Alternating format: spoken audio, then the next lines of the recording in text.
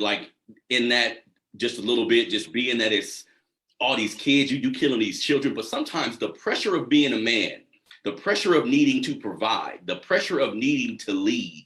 Sometimes, and I've seen this in black men too, where you just can't catch a break in your mind. Like you don't have the ability to lead your family in the right direction, so you can do all kind of stuff. You know what I mean? But I think being around your kids, and I was just talking about this on the previous show, being in the home with your kids, being around them a lot, even if you're not in the home, that's how you cultivate, because then you get to know the person.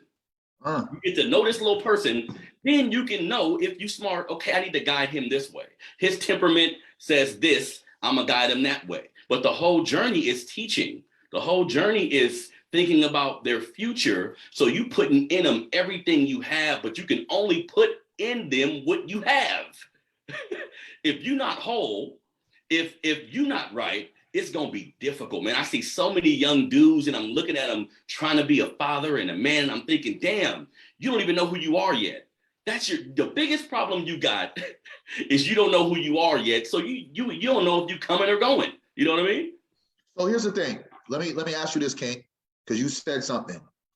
You only can pour in what you have. Yes. If I have an empty cup to pour, how do I like, what do I do? Because in this moment of time, I'm believing that the man that killed his child had nothing more to give. Yes. But his children didn't deserve to die.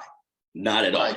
So what happens when you're in that place? What do you do as a man? I think that's one of the most important parts about trying to figure this shit out, right? When we are at our lowest, how do we provide the necessary things to do to get us away from that situation?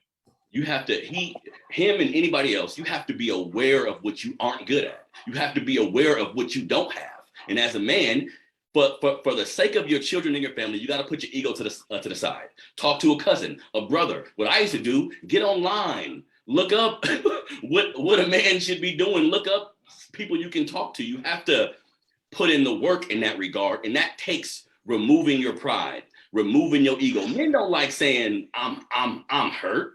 Who they gonna call and say I'm hurt? I need somebody to talk to. We don't give it up like that. You know what I mean? Well, I call it this: accountability partner and vent partner. These are two things everybody in life, especially a black man, listen, an accountability partner and a vent partner. An accountability partner is a person that will hold you accountable like no one else.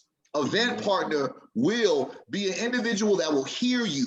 No matter what it is, they'll heal you and hopefully steer you the right way. But getting those things, I know, has been a tool that I've used that has really supported and helped me out a lot. Go ahead, King. Oh yeah, man, that's powerful. But I was gonna say we have to normalize, like, as men, like that emotional intelligence and like being able to ask for help. Like we don't normalize the asking for help. You know, admitting that we're struggling with something. We're good. You know, you have to ask him. You got to ask a brother like 5, 6, 7 times. If he tell you he's good, you keep digging and digging and digging and digging under that surface and keep asking, and then finally let you know, yo, I'm fucked up, bro. You know, whatever that may be. But we have to normalize that to our kids at an early age, especially when it comes to manhood, because there's things